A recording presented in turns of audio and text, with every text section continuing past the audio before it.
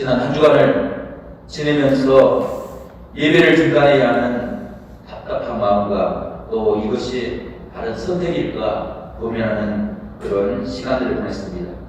그럼에도 불구하고 이렇게밖에 결정할 수 없는 시대적 상황과 그런 아픔들, 우리 모든 성도들이 이해하고 함께 기도할 수 있는 그런 은혜의 시간을 우리 모두가 보낼 수 있기를 간절히 바랍니다.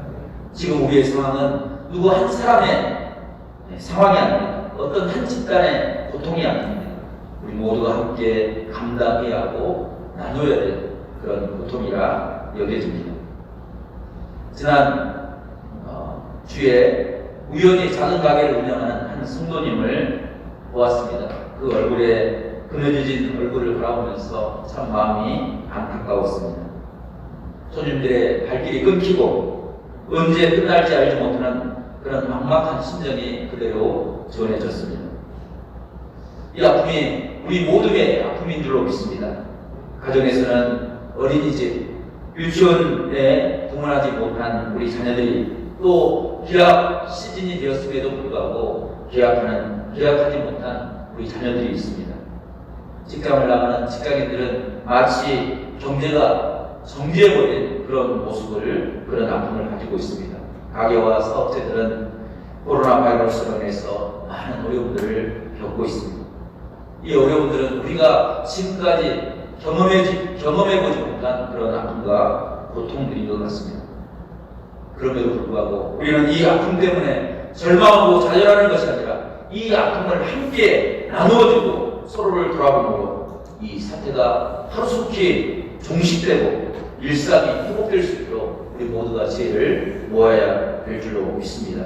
이런 시간을 보내고 있는 우리 모든 성도들에게 오늘 주신 본문의 말씀을 통해서 사도 바울이 환난과 고난 속에서도 절망하지 않으며 하나님의 은혜를 통하여서 담대한 믿음의 길을 걸어갔던 그 신앙의 비결을 우리가 함께 묵상하며 은혜 받기를 원합니다. 성도 여러분, 하나님이 살아계신 줄로 믿습니다.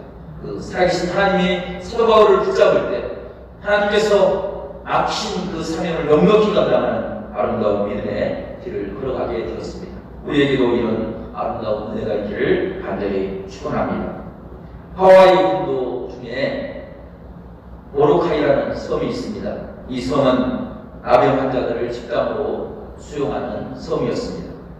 사람들은 이 섬을 하늘의 벌을 받은 섬이다 이렇게 불렀습니다. 그곳에 많은 나환자들이 모여서 고난과 어려움과 절망과 좌절의 시간을 보내고 있습니다. 이 소식을 들은 다미안 신부가 그들에게 하나님의 복음을 증거하기 위해서 그곳을 찾아갔습니다. 그리고 매일같이 가서 그들에게 하나님의 복음을 전했습니다. 30대의 젊은 나이, 멋진 외모를 가진 그 다미안 신부의 말을 듣는 사람이 아무도 없었습니다. 오히려 그 다미안 신부의 말을 비웃었습니다. 당신은 건강하기 때문에 그런 말을 할 수 있고, 당신은 젊기 때문에 이곳에 와서 우리에게 그 복음을 전하지만 만약 당신이 우리와 같은 질병에 빠졌다고 한다면 하나님을 믿을 수 있겠느냐고 비웃으며 조롱하였습니다. 자신의 건강과 외모가 복음을 전할 수 없는 그런 장벽이 되었기에 그는 하나님 앞에 기도했습니다. 하나님, 나도 저들과 같은 고통을 겪게 해주십시오. 하나님 앞에 엎드려 기도할 때 얼마 지나지 않았어. 실수로 뜨거운 물을 몸에 부었는데 고통이 전혀 느껴지지 않았습니다. 그 모습을 보고 그가 그 자리에서 엎드려 하나님 앞에 감사의 기도를 드렸습니다. 주님께서 저희의 기도를 들어주셨습니다. 그리고 머지않아서 다미안 신부의 눈썹이 빠지기 시작했고 손마디가 떨어져 나오기 시작했습니다. 예전의 모습은 사라져버리고 주변에 있는 나병 환자의 모습, 그 모습으로 다미안 신부의 모습이 변해가기 시작했습니다. 그 모습을 날마다 거울로 바라보면서 다미안 신부는 절망하는 것이 아니라 오히려 하나님 앞에 기뻐하였습니다. 그리고 온 나병 환자들을 예배당으로 보고 그들에게 하나님의 복음을 전했습니다. 사랑하는 여러분, 주님께서는 우리 나병 환자들을 사랑하십니다. 결코 버리지 아니하십니다. 이 말씀을 증거할 때 모든 나병 환자들이 은혜를 받고 감동을 받고 하나님을 영접하였습니다. 그리고 많은 사람들은 다미안 신부를 파더 다미안이라 불렀습니다. 물론 신부라는 의미가 파더라는 의미를 담고 있지만 그들은 신부라는 종교적인 직책이 아니라 우리와 함께 고난을 당하는 그 아픔, 그 모습을 바라보면서 나의 영적인 아버지라고 고백하는 그런 신앙을 갖게 되었습니다. 하와이 모로카이 섬에서 나병 환자를 위해서 사역하던 다미안 신부는 나병으로 인해서 생명을 잃게 되었습니다. 1936년 벨기에 정부가 다미안 신부의 시체를 고향으로 옮겨줄 것을 요청했습니다.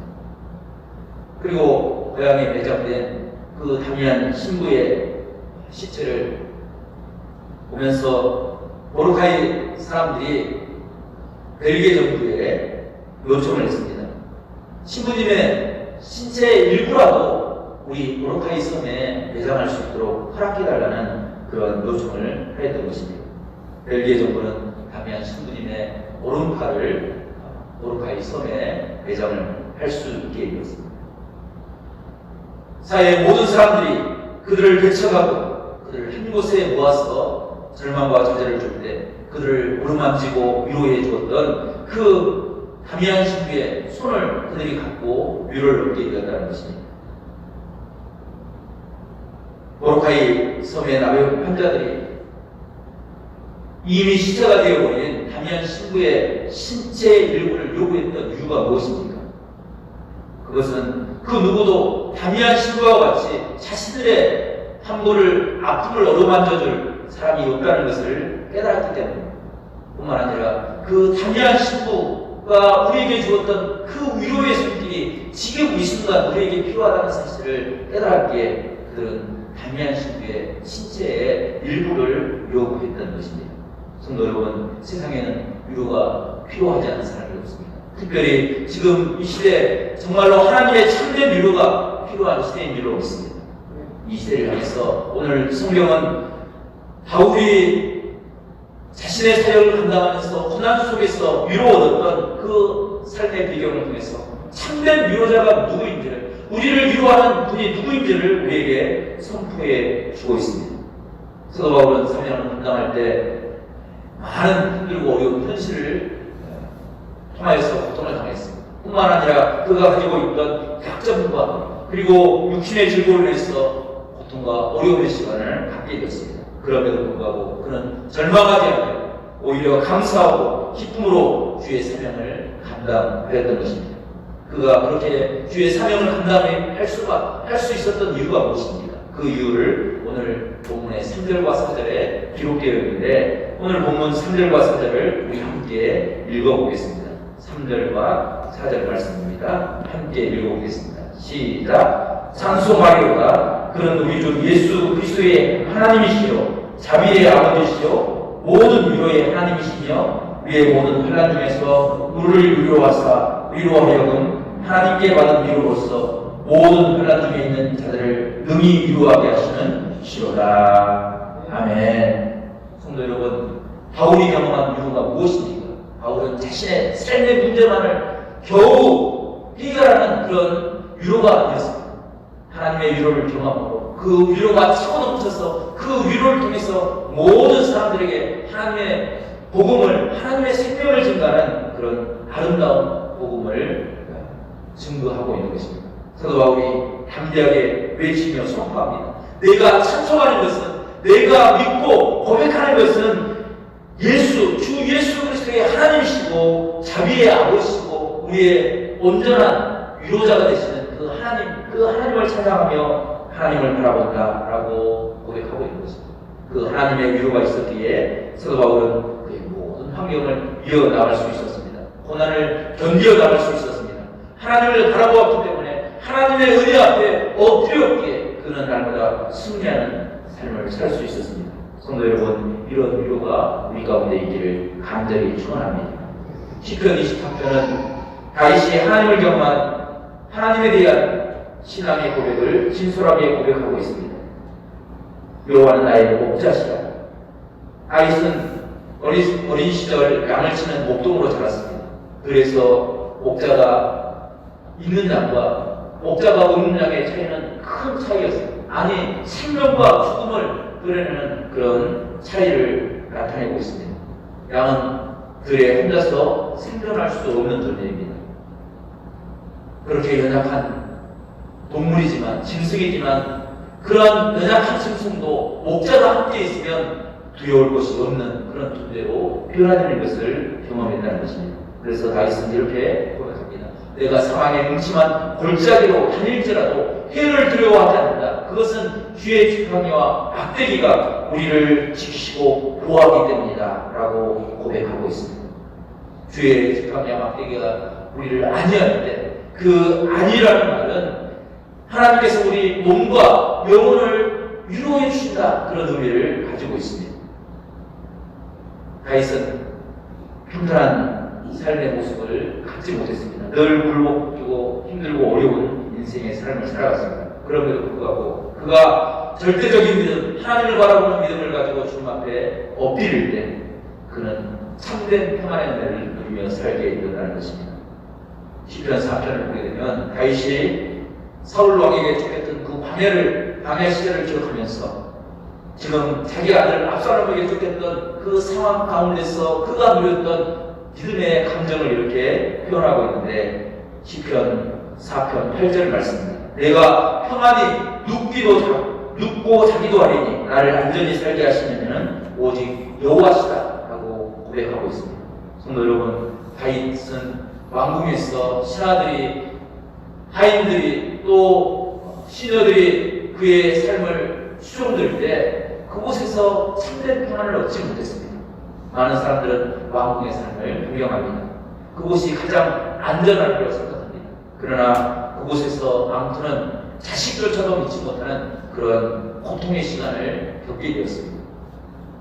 그 왕궁을 벗어나서 광야와 같은 곳에 머물렀을 때 다윗은 오직 하나님만 바라보고 왕궁의 풍성한 삶보다 오히려 광야에서 삶이 하나님만 바라보는 은혜의 삶이 더 참된 평안을 누릴까라고 고백하고 있는 것입니다. 다윗이 두려움을 이길 수 있었던 이유가 무엇입니까? 세상 사람들이 두려워했던 것을 두려워하는 것이 아니라 하나님께서 허락하셨던 그 은혜를 바라보았기 때문에 그는 참된 평안을 회복할 수 있었다는 것입니다. 오늘 8절 말씀에도 사도 바울이 복음을 전하다가 아시아에서 큰 환난을 당하였다, 이렇게 소개하고 있습니다. 이 환난이 얼마나 컸던지 삶의 소망이 끊어질 만큼 힘들고 어려웠다라고 소개하고 있습니다. 이 사건을 어떤 성경학자들은 사도행전 19장의 사건으로 이야기합니다. 에베소에서 데메트리오라는 사람이 소동을 일으켰습니다. 사도 바울이 에베소에 가서 주의 복음을 전할 때 사람의 손으로 만든 것은 우상에 불과하다라고 증거할 때 우상을 만들고 파는 사람들, 그 사람들에게 경제적인 어려움이 닥쳐왔습니다. 우상을 만드는 사람의 대표격이었던 데메트리오가 사도 바울을, 복음을 전하는 그 사도 바울을 박해하고 피해를 가하기 위해서 폭동을 일으킨 사건, 아마 그 사건이 큰 환난과 시험이 아니었는가, 이렇게 추정을 하는 성서학자들이 있습니다. 또 어떤 성서학자들은 고린도후서 11장에 사도 바울이 복음을 전하면서 가졌던 그 고난과 아픔들, 육체적인 연약함을, 그 연약함으로 인해서 당하는 극심한 고난을 이런 시험이다 이야기했다고 합니다. 그 사건이 어떤 사건이었든 간에 사도 바울은 그 모든 역경들을 이겨냈습니다. 그 역경을 이겨냈던 그 능력이 하나님의 유로하심, 하나님의 함께하심, 하나님께서 살아계셔서 나의 삶을 다스리고 있다는 그 삶의 은혜, 그것이 사도 바울을 지키는 능력이었다는 것입니다. 사도 바울이 선택한 것은 순간의 상황의 평안함이 아니었습니다. 하나님이 주시는 하늘의 평강으로 날마다 주 앞에 엎드릴 때 그는 세상을 이기는 믿음의 사람이 되었습니다. 복동도 질병도 이길 수 있는 그런 축복의 사람이 되었다는 것입니다. 성도 여러분, 우리가 코로나 사태를 지내면서 우리의 삶을 돌이켜보고 바울과 함께 하셨던 그 능력의 하나님, 그 은혜의 하나님을 바라보고 우리 안에 믿음이 회복되고 하나님을 바라보고 복된 귀한 은혜를 누리는 성도의 축복이 우리 가운데 있기를 간절히 축원합니다. 두 번째로 하나님이 주신 위로는 모든 것들을 협력하여서 감사를 이루게 하는 축복의 은혜입니다. 오늘 11절 말씀 보게 되면 너희도 우리를 위하여 간구함으로 도우라. 이는 우리가 많은 사람의 기도로 얻은 은사로 말미암아 많은 사람이 우리를 위하여 감사하게 하려 함이라 라고 기록하고 있습니다. 성도 여러분, 사도 바울은 믿음의 삶을 통해서 모든 사람들에게 신앙의 모습이 무엇인지를 깨닫게 합니다. 그가 보여주었던 참된 신앙의 모습은 감사였습니다. 사도 바울은 자신이 행하는 사역, 이것이 내 일이 아니고 내가 계획한 일이 아니라 하나님께서 맡기신 일이라는 사실을 깨달았습니다. 그것에 쓰임받기 위해서 힘을 다하여 노력하였습니다. 이런 믿음이 있었기에 사도 바울은 늘 감사했습니다. 그가 하는 일이 사람들에게 인정받지 못하고 그가 하는 일을 통해서 오히려 핍박받는 그런 어려운 상황 가운데 있다 할지라도 사도 바울은 그 일 가운데 하나님의 분명한 뜻이 있음을 깨닫고 그 일로 인해서 감사했습니다. 그것이 범사에 감사하는 사도 바울의 신앙의 모습이었습니다. 성도 여러분, 우리도 감사하기 위해 사도 바울이 깨달았던 이 믿음의 은혜를 깨달을 수 있기를 간절히 축복합니다. 우리는 너무나 우리 자신에 대해 지혜로운 생각을 지혜에 빠져 있는 것을 보게 됩니다. 감사의 조건을 하나님의 뜻이 이루어지느냐, 하나님의 은혜가 어디 있느냐를 바라보는 것이 아니라 내가 손해를 보느냐, 손해를 보지 않느냐의 감사의 조건을 찾게 되는 것을 보게 됩니다. 그래서 어떤 사람들은 코로나19 사태로 인해서 자신의 이익을 얻기 위해서 사재기를 하는 사람도 있습니다. 마스크를 사재기를 해서 한복을 챙기려고 하는 사람들이 생겨나고 있습니다. 라벤이나 생필품을 사기 위해서 사재기를 해서 이익을 보려는 사람도 있다는 그런 이야기를 듣게 됩니다. 성도 여러분, 그런 것으로는 세상을 위로할 수 없습니다. 코로나 사태를 우리가 이겨나가고 그것을 통해서 하나님의 뜻을 깨닫기 위해 우리가 해야 할 모습들을 우리가 기억할 수 있었으면 좋겠습니다. 제가 사진을 몇 장을 준비했는데 사진의 모습을 보면서 착한 삶의 모습, 그 모습을 통해서 우리 신앙의 모습이 어떠해야 될지를 우리가 고민하는 그런 시간들을 가져봤으면 좋겠습니다. 첫 번째 사진은 코로나 사태로 인해서 어려움을 겪는 사람들을 위해서 100만 원을 기부한 어느 농부의 사연입니다. 농부가 쓴 메모가 옆에 담겨져 있습니다. 그것을 읽어드리면 코로나19로 인해 마음고생이 많으리라 믿습니다. 농사를 지으며 여러 가지 도움을 많이 받아 이렇게나마 고마운 마음을 전하려 합니다. 얼마 되지 않습니다. 어려운 일에 조금이나마 도움이 되었으면 모든 이들이 건강하였으면 하는 간절한 마음으로 몇 자 적었습니다. 좋은 일에 써주십시오. 죄송합니다. 라고 메모를 남겼습니다. 100만 원을 내놓으면서도 그 농부의 마음은 자신이 입었던 그 은혜 다 갚지 못해서 죄송한 마음을 가지고 이 물질을 내놓는 그의 마음이 얼마나 따뜻한 감동이 되는지 모르겠습니다. 두 번째 사진입니다.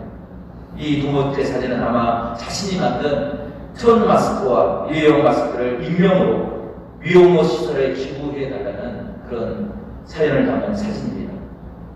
내가 쓸 마스크도 구하기가 어려운 그런 시절에 있습니다.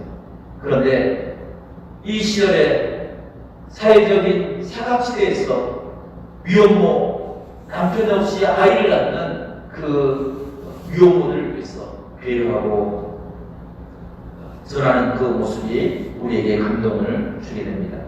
세 번째 사진은 신문으로 말하온 1000만 원을 기부하며 돈이 없어서 마스크를 사지 못하는 나이 많은 어르신들과 장애인을 위해서 이 돈을 사용해달라는 그런 사연이 담겨져 있습니다.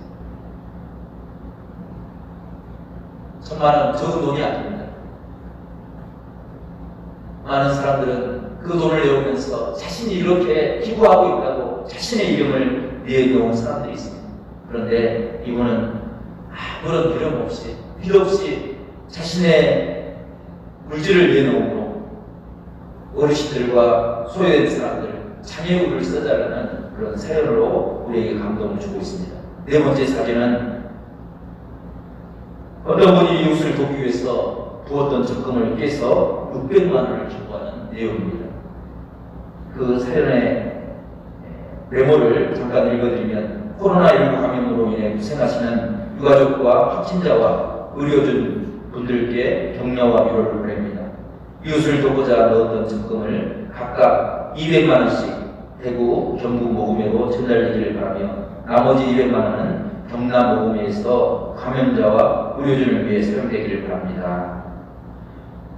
미약한 액수라 죄송합니다. 코로나 감염으로 불안해하고 고통스러워하는 분들이 하루빨리 완쾌되어 건강한 몸과 마음으로 일상으로 복귀하기를 기도합니다. 사랑합니다. 힘내십시오. 라는 그런 격려의 글과 함께 자신이 평소에 힘들고 어려운 사람들을 위해서 적금해 모았던 그 돈을 기부하는 그런 내용입니다. 다섯 번째 내용은 3월 2일 전주에 있는 식당을 운영하는 분이 코로나로 인해서 외출이 어려운 어르신들을 위해서 육개장 50인분을 전달하는 그런 사진이 담겨져 있습니다. 제가 알기로는 코로나19 사태로 힘들고 어려운 사람들을 위해서 많은 기업이 또 여러 유명한 연예인들이 많은 돈을 기부하는 것을 보게 됩니다. 그들의 마음도 참 고마운 것 같습니다. 그럼에도 더 가슴이 찡한 것은 우리의 아픔처럼 우리의 이웃에서 이름도 드러내지 않고 아무런 목적 없이 자신의 것들을 나누어서 아픔에 동참하는 착한 모습들, 그 모습들이 우리의 마음을 더 감동을 주는 것인 것 같습니다. 성도 여러분, 선행을 하면서도 죄송하다고, 더 많은 것을 내놓지 못해서 송구하다고 사죄하는 그들의 모습, 그 모습이 우리 믿음의 사람들, 하나님의 은혜를 경험하는 우리 사람들의 모습이 되어야 할 줄로 믿습니다. 우리 그리스도인들의 손은 위로의 손이 되어야 될 것입니다. 우리 그리스도인들의 발은 유로의 발이 되어야 될 것입니다. 우리가 있는 곳에 하나님의 은혜가 임할 수 있도록 하나님의 마음으로 세상을 이루는 축복의 사람들이 될 수 있기를 간절히 축원합니다. 그래서 이 아픔이 속히 떠나고 우리가 함께 모여 예배하는 아름다운 은혜의 시간이 우리 가운데 이루어질 수 있도록 우리가 한 주간 기도하고 말씀 앞에 엎드려 신앙 구성하는 복된 믿음의 사람들이 될 수 있기를 간절히 축원합니다. 기도하겠습니다. 사랑과 은혜가 풍성하신 우리 하나님 아버지, 참으로 감사합니다. 힘들고 어려운 사정 가운데서도 하나님의 은혜를 경험함으로 이 땅의 아픔과 고통을 나누어주는 많은 사람들의 손길들을 기억하며 우리의 신앙을 돌이켜봅니다. 우리도 주님께 쓰임받는 분들이 되게 하여 주시옵소서. 바울이 경험했던 하나님의 유로의 마음 우리에게 허락하여 주시옵소서. 주의 은혜로 세상을 승리하는 복된 믿음의 사람들이 될 수 있도록 저희를 인도하여 주시옵소서. 주님께 모든 것 감사와 영광을 올려드리고 예수 그리스도의 이름으로 간절히 기도드리옵나이다. 아멘.